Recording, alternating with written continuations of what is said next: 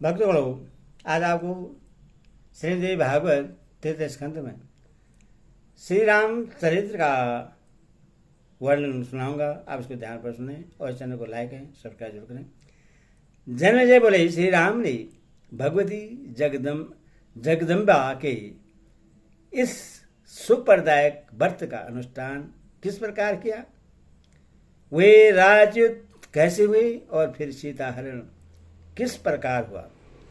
बिहार जी बोले, पूर्व काल में श्रीमान महाराज दशरथ अयोध्यापुरी में राज्य करते थे। वे सूर्यवंश में श्रेष्ठ राजा के रूप में प्रतिष्ठित थे और वे देवताओं तथा ब्राह्मणों का पूजन किया करते थे। उनके 4 पुत्र उत्पन्न हुए, जो लोक में राम, लक्ष्मण, भरत और शत्रुघ्न नाम से विख्यात हुए। गुण तथा रूप में पूर्ण समानता रखने वाले वे सभी महाराज दशरथ को अत्यंत प्रिय थे। उनमें राम महारानी कौशल्या के तथा भरत महारानी कैकेयी के पुत्र कहे गए हैं। रानी सुमित्रा के लक्ष्मण और शत्रुघ्न नाम वाले जुड़वा पुत्र उत्पन्न हुए। ये चारों किशोरावस्था में ही धनुष बाणधारी हो गए। महाराज दशरथ ने सुख बढ़ाने वाले अपने 4 पुत्रों के संस्कार भी संपन्न कर दिए। तब एक समय महर्षि विश्वामित्र ने दशरथ के यहाँ आकर उनसे रघुनंदन राम को मांगा। महाराज दशरथ ने यज्ञ की रक्षा के लिए लक्ष्मण सहित 16 वर्षीय पुत्र राम को विश्वामित्र को समर्पित कर दिया। पहले दर्शन वे दोनों भाई मुनि के साथ मार्ग में चल दिए। रामचंद्र जी मुनियों को सदा पीड़ित करने वाली तथा अत्यंत भयानक रूप वाली ताड़का को रास्ते में ही मात्र एक बाण से मार डाला। उन्होंने दुष्ट सुबाहु का वध किया तथा मारीच को अपने बाण से दूर फेंककर उससे मृतप्राय कर दिया और यज्ञ रक्षा की। इस प्रकार यज्ञ रक्षा के का महान कृत्य संपन्न करके राम, लक्ष्मण तथा विश्वामित्र ने मिथिलापुरी के लिए प्रस्थान किया। जाते समय मार्ग में राम ने अबला अहिल्या को शाम से मुक्ति प्रदान करके उससे पाप रहित कर दिया। इसके बाद वे दोनों भाई मुनि विश्वामित्र के साथ जनकपुर पहुंच गए और वहां श्री राम ने जनक जी द्वारा प्रतिज्ञा के रूप में रखे शिव धनुष को तोड़ दिया और लक्ष्मी के अंश से उत्पन्न जनक नंदिनी सीता के साथ विवाह किया। राजा जनक ने दूसरी पुत्री उर्मिला का विवाह लक्ष्मण के साथ कर दिया।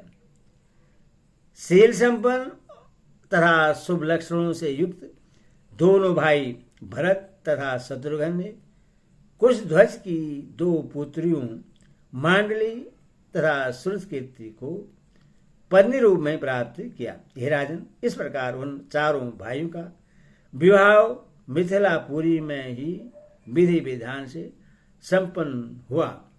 तदवशा महाराज दशरथ ने अपने बड़े पुत्र राम को राज्य करने योग्य देखकर उन्हें राज्य भार सौंपने का मन में निश्चय किया।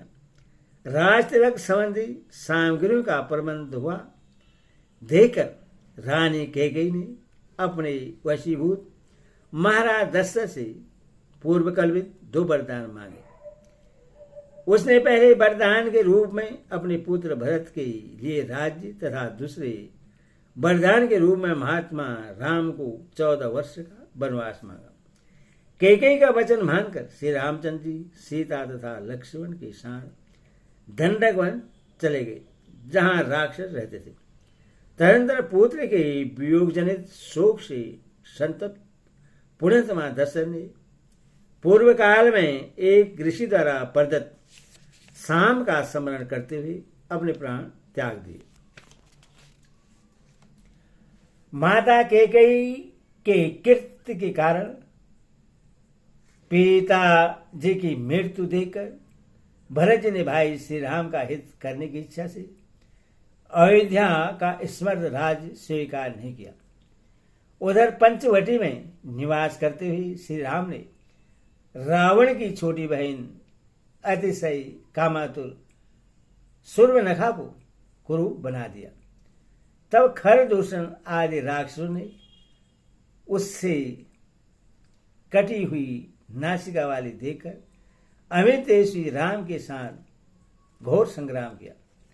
उस संग्राम में सत्य पराक्रमी श्री राम ने मुनियों का कल्याण करने की इच्छा से अत्यंत बलशाली खर आदि राक्षसों का संहार कर दिया। तब लंका जाकर उस दुष्ट सूर्पनखा ने राम के द्वारा खर दूषण के संहार का समाचार रावण से बताया।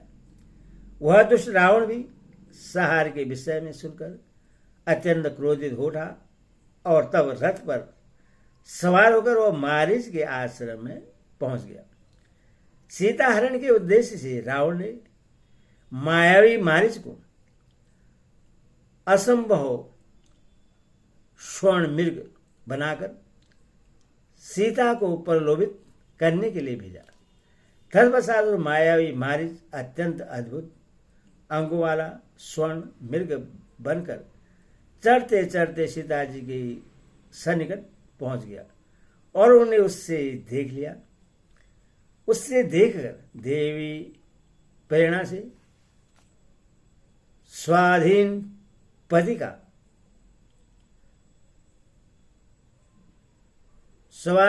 का स्त्री की भांति सीता ने श्री राम से कहा, हे कान, आप इस मृग का चर्म ले आइए। राम भी बिना कुछ सोचे समझे लक्ष्मण को सीता की रक्षार्थ वहां छोड़कर धनुष का बाण लेकर उस मृग के पीछे पीछे दौड़ पड़े। करोड़ों प्रकार की माया रचने का ज्ञान रखने वाला मृग रूपधारी वह मारीच भी राम को अपने पीछे दौड़ाता देखकर कभी दिखाई पड़ते हुए और तथा कभी आंखों से ओझल होते हुए एक वन से दूसरे वन में बहुत दूर चला गया। राम ने अब उससे हस्तगत समझकर क्रोधपूर्वक धनुष खींचकर अत्यंत तीक्ष्ण बाण से उस कृत्रिम मृग को मार डाला। राम के प्रबल प्रहार से आहत होकर वह मरणोन्मुख मायावी तथा नीच मृग चीख चीख कर चिल्लाने लगा, हा लक्ष्मण, अब मैं मारा गया। उसने उसके गगनभेदी चित्कार की ध्वनि को सीता ने सुन लिया। यह तो राम की पुकार है, ऐसा मानकर उन्होंने दुखी होकर देवर लक्ष्मण से कहा, हे लक्ष्मण, ऐसा प्रतीत होता है कि वे रघुनंदन राम आहत हो गए हैं, अतः तुम शीघ्र जाओ। हे सुमित्रानंदन, वे तुम्हें पुकार रहे हैं, वहां शीघ्र ही पहुंचकर उनकी सहायता करो। तब लक्ष्मण जी ने सीता से कहा, हे माता, राम का वध ही क्यों न हो, मैं आपको इस आश्रम में इस समय ऐसा छोड़कर वहां नहीं जा सकता। हे जनकनंदिनी, मुझे राम की आज्ञा है और तुम इसी आश्रम में रहना। उनकी आज्ञा का उल्लंघन करने में मैं डरता हूं, अतः आपका सामीप्य नहीं छोड़ सकता। हे सुशीलमती, वह मायावी भगवान श्री राम को बहुत दूर दौड़ा ले गया है, यह जान करके मैं आपको छोड़कर यहां से एक पग भी नहीं जा सकता। आप धैर्य धारण कीजिए। मैं तो ऐसा मानता हूं कि इस समय संपूर्ण पृथ्वीलोक में श्री राम को मारने में कोई समर्थन नहीं है। राम के आदेश का उल्लंघन करके तथा आपको यहां छोड़कर मैं नहीं जाऊंगा। व्यास जी बोले, तत्पश्चात सुंदर दांतों वाली तथा सौम्य स्वभाव वाली सीता ने देव से प्रेरित होकर शुभ लक्षण संपन्न लक्ष्मण से रोते हुए यह कठोर वचन कहा, हे सुमित्रा तन्य, अब मैं जान गई कि तुम मेरे प्रति अनुराग युक्त हो और भरत की प्रेरणा से मेरे प्रयोजन से यहाँ आए हो। हे कुहकाधम, मैं उस तरह की स्वतंत्र स्त्री नहीं हूं। मैं राम के मृत्यु हो जाने पर भी सुख के लिए तुम्हें अपना पति कभी नहीं बना सकती। यदि राम नहीं लौटेंगे तो मैं अपना प्राण त्याग दूंगी, क्योंकि उनके बिना मैं विधवा होकर अत्यधिक दुखी जीवन नहीं जी सकती। हे लक्ष्मण, तुम जाओ या रहो, मुझे तुम्हारी वास्तविक इच्छा का पता नहीं है। धर्मपरायण ज्येष्ठ भाई के प्रति आपका प्रेम अब कहाँ चला गया? सीता का वह वचन सुनकर लक्ष्मण के मन में अत्यधिक कष्ट हुआ। रुदन के कारण रुदे कंठ से उन्होंने जनक नंदिनी सीता से कहा, हे भूमिकन्ये, आप इस प्रकार के अति कठोर वचन मेरे लिए क्यों कह रही हैं? मेरा मन तो यह कह रहा है कि आपके समस्त कोई अनिष्टकर परिस्थिति उत्पन्न होने वाली है। व्यास ने कहा, है महाराज, जन्मेजय ऐसा कहकर अत्यधिक विलाप करते हुए वीर लक्ष्मण सीता को वहीं छोड़कर चल दिए और अत्यधिक शोकाकुल होकर बड़े भाई राम को चारों ओर देखते हुए आगे की ओर बढ़ने लगे।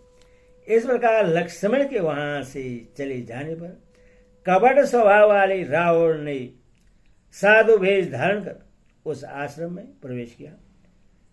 जानकी उस दुष्टतमा रावण को सन्यासी समाज का आदरपूर्वक वन्य सामग्रियों का अर्पित प्रदान करके भिक्षा देने लगी। तब उस दुरात्मा ने अत्यंत विनम्र भाव से मधुर वाणी में सीता जी से पूछा, हे पदपत्र के समान नेत्रों वाली प्रिय, तुम कौन हो और इस वन में अकेले क्यों रह रही हो? हे बामरू, तुम्हारे पिता कौन है और तुम्हारे भाई तथा पति कौन है? हे सुंदरी, तुम एक मूढ़ स्त्री की भांति यहाँ अकेले क्यों रह रही हो? हे प्रिय, ये निर्जन वन में क्यों रह रही हो? तुम तो महलों में निवास करने योग्य हो। देव कन्या के समान कांति वाली तुम एक मुनि पत्नी की भांति इस कुटिया में क्यों रह रही हो? व्यास जी बोले, हे राजन, उसका यह वचन सुनकर विधे तन्या सीता जी ने मंदोदरी के पति रावण को देवश एक दिव्य सन्यासी समझकर उत्तर दिया। दशरथ नामक लक्ष्य संपन्न एक राजा है। उनके 4 पुत्र हैं। उनमें सबसे बड़े पुत्र जो राम नाम से विख्यात हैं वही मेरे पति हैं। कैकेयी ने महाराज दशरथ से वरदान मांगकर राम को 14 वर्ष के लिए वनवास दिला दिया। वह अपने भाई लक्ष्मण के साथ अब यहीं पर रह रहे हैं। मैं राजा जनक की पुत्री हूं तथा सीता नाम से विख्यात हूं। शिवजी का धनुष तोड़कर राम ने मेरा पाणी ग्रहण किया है। उन्हीं राम के बाहुबल का आश्रय लेकर मैं निर्भीक होकर इस वन में रहती हूँ। एक स्वर्ण मृग देखकर उससे मारने के लिए मेरे पति गए हुए हैं। अपने भाई का शब्द सुनकर लक्ष्मण भी इस समय उधर ही गए हुए हैं। उन्हीं दोनों के बाहुबल से मैं यहाँ निडर होकर रहती हूँ। मैंने आपको वनवास संबंधी अपना संपूर्ण वृत्तांत बता दिया। अब वे लोग यहाँ आकर आपका विधिपूर्वक सत्कार करेंगे। सन्यासी विष्णु रूप होता है, इसलिए मैंने आपकी पूजा की है।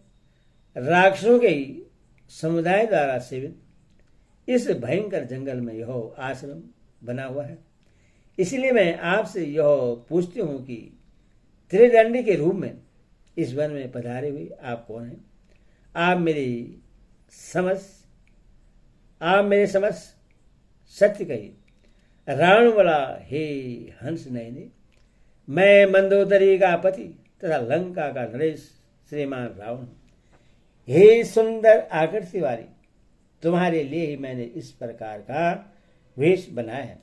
हे सुंदरी, जनस्थान में अपने भाई खरदूषण के मारे जाने का समाचार सुनकर तथा अपनी बहन शुभनखा द्वारा प्रेरित किए जाने पर मैं यहाँ आया हूँ। अब तुम उस राच्युत लक्ष्मीहीन निर्जन वनवासी तथा मानव योनि वाले पति को छोड़कर मुझ राजा को स्वीकार कर लो। तुम मेरी बात मानकर मंदोदरी से भी बड़ी पटरानी बन जाओ। मैं सत्य कहता हूँ, हे तरुणी, मैं तुम्हारा दास हूँ। हे भावनी, तुम मेरी स्वामिनी हो जाओ। समस्त लोकपालों पर विजयी प्राप्त करने वाला मैं तुम्हारे चरणों पर पड़ता हूँ। हे जनकनंदिनी, तुम इस समय मेरा हाथ पकड़ लो और मुझे सन्हात कर दो। हे अबले, मैंने पहले भी तुम्हारे पिता जनक से तुम्हें प्राप्त करने के लिए याचना की थी, किंतु उस समय उन्होंने मुझसे यह कहा था कि मैं धनुष भंग की शर्त रख चुका हूं। शंकर जी के धनुष के भय के कारण मैं उस समय स्वयंवर में सम्मिलित नहीं हुआ था। उसी समय से विरह वेदना से पीड़ित मेरा मन तुम में ही लगा हुआ है। हे श्याम नयन वाली, तुम इस वन में रह रही हो, यह सुनकर तुम्हारे प्रति पूर्व प्रेम के अधीन हुआ मैं यहाँ आया हूँ। अब तुम मेरा परिश्रम सार्थक कर दो। एदे श्रीमद्देवी भागवत महापुराणे षष्ठाव सहस्राम सहितानम तीर्थे स्कंदे रामचरितवर्ण नाम 28वां अध्याय। बोले श्यावर रामचंद्र की जय।